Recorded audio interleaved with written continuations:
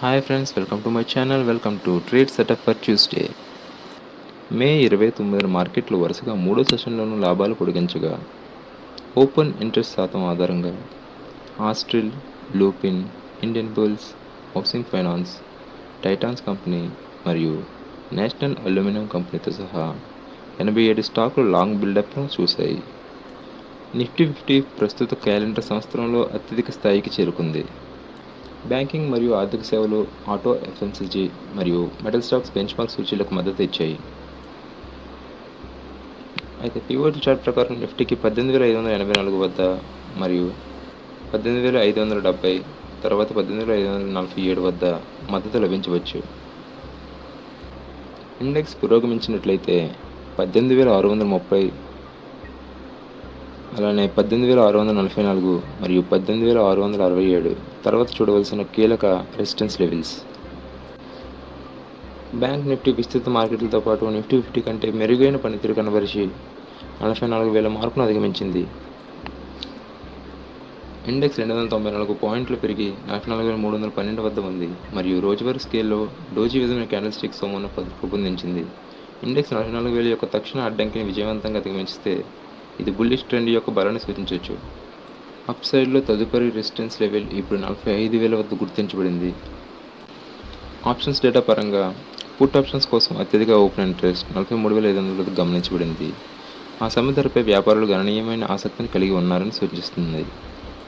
మరోవైపు call options కోసం అత్యధిక ఓపెన్ ఇంట్రెస్ట్ 45,000 వద్ద కనిపించింది. వ్యాపారుల స్థాయిలో సంభావ్య ప్రతిఘటన సూచిస్తున్నారు. పివోట్ పాయింట్ క్యాలిక్యులేటర్ ప్రకారం బ్యాంక్ నిఫ్టీ 44,219 వద్ద, తర్వాత 44,151 మరియు 44,040 వద్ద మద్దతునిస్తుందని అంచనా వేయవచ్చు. గమనించవలసిన కీలక ప్రతిఘటన స్థాయిలు 44,440, తర్వాత 44,509 మరియు 44,619.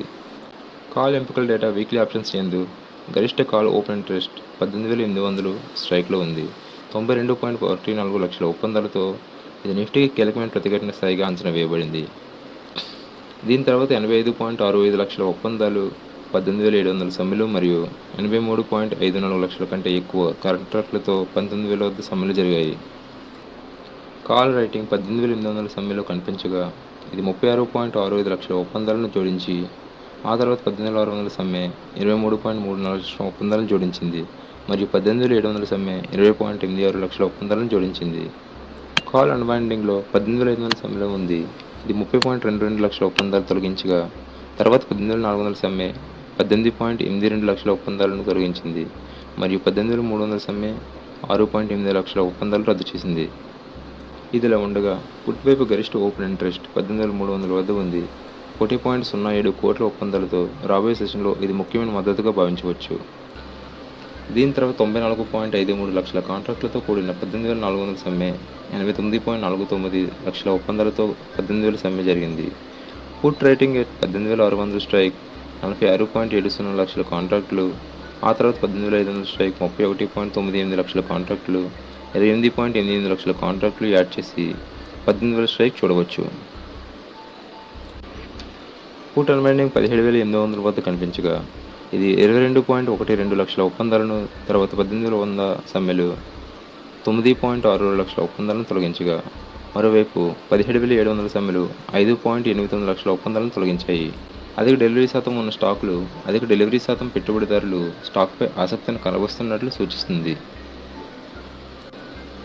Ramco cements, united breweries, united spirits, Bharti Airtel మరియు పిఐ ఇండస్ట్రీలో అత్యధిక డెలివరీ కనిపించింది. 80 స్టాక్లు లాంగ్ బిల్డప్ను చూస్తున్నాయి. ఓపెన్ ఇంట్రెస్ట్ మరియు ధరలో పెరుగుదల సాధారణంగా లాంగ్ పొజిషనల్ బిల్డప్ను సూచిస్తుంది. 22 స్టాక్లు లాంగ్ అన్వైండింగ్ సూచిస్తున్నాయి. ఓపెన్ ఇంట్రెస్ట్ మరియు ధరలో క్షీణత సాధారణంగా సుదీర్ఘ అన్వైండింగ్ను సూచిస్తుంది. ఓపెన్ ఇంట్రెస్ట్ శాతం ఆధారంగా ONGC, Maruti Suzuki, Siemens, Oberoi realty మరియు ప్రోగ్రెస్ కన్స్యూమర్ ప్రొడక్ట్స్తో సహా 22 స్టాకులు దీర్ఘకాలంగా అన్వైండింగ్లో ఉన్నాయి. 20 స్టాకులు షార్ట్ బిల్డప్ను చూస్తున్నాయి. ధర తగ్గింపుతో పాటు ఓపెన్ ఇంట్రెస్ట్ పెరుగుదల షార్ట్ పొజిషన్ నిర్మాణాన్ని సూచిస్తుంది. ఓపెన్ ఇంట్రెస్ట్ శాతం ఆధారంగా city union bank, Bosch, Balkrishna industries, GMR airports infrastructure మరియు హిందుస్థాన్ ఏరోనాటికల్ సహా 22 స్టాకులు స్వల్పంగా పెరిగాయి. 52 స్టాకులు షార్ట్ కవరింగ్ చూస్తున్నాయి. ధర పెరుగుదలతో పాటు ఓపెన్ ఇంట్రెస్ట్ తగ్గడం అనేది షార్ట్ కవరింగ్ సూచన. ఓపెన్ ఇంట్రెస్ట్ శాతం ఆధారంగా 52 స్టాకులు షార్ట్ కవరింగ్ జాబితాలో ఉన్నాయి. వీటిలో Chambal fertilisers, ICICI Lombard general insurance, SAIL, Dabur India మరియు మాక్స్ ఫైనాన్షియల్ సర్వీసెస్ ఉన్నాయి. అయితే ఇప్పుడు ఏ షేర్లో బల్క్ డీల్ జరిగాయో చూద్దాం. Think India opportunities master fund LP సంస్థలో 8.82 లక్షల ఈక్విటీ షేర్లను ఓపెన్ మార్కెట్ లావాదేవీల ద్వారా ఒక్కో షేర్ సగటు ధర 1,406 చొప్పున కొనుగోలు చేసింది. అయితే ప్రమోటర్లు నీలం కృష్ణకుమార్ గ్రూప్ కంపెనీలో 8.78 లక్షల షేర్లను సగటు ఒక్కో షేర్ ధర 1,406.64 చొప్పున విక్రయించగా, ఆశా అశోక్ బాబు 18.65 లక్షల షేర్లను ఒక్కో షేర్ సగటు ధర 1,407.22 చొప్పున ఆశా అశోక్ స్టిక్స్ 9.84 లక్షల షేర్లను విక్రయించారు. ఒక్కో షేర్ సగటు ధర 1,406. Gravita India promoter Rajith Agarwal open market లావాదేవీల ద్వారా కంపెనీలో 32 లక్షల షేర్లను లేదా 4.63% వాటాను ఒక్కో షేర్ సగటు ధర 565 చొప్పున అప్లోడ్ చేశారు. అయితే Nomura Asset Management Malaysia SDN BHD ద్వారా నిర్వహించబడే ఉద్యోగుల భవిష్య నిధి బోర్డ్ 5.5 లక్షల షేర్లను కొనుగోలు చేసింది. నొమూరా ట్రస్ట్ మరియు బ్యాంకింగ్ కంపెనీ లిమిటెడ్ 7.5 లక్షల షేర్లను కొనుగోలు చేసింది. NTBJ account Nomura India invest FD 15 లక్షల కొనుగోలు చేసింది. షేర్లు మరియు Nomura Funds Ireland Public Limited Company Nomura Funds Ireland India Equity Fund ఒక్కో షేర్ సగటు ధర 565 చొప్పున 4 లక్షల షేర్లను కొనుగోలు చేసింది.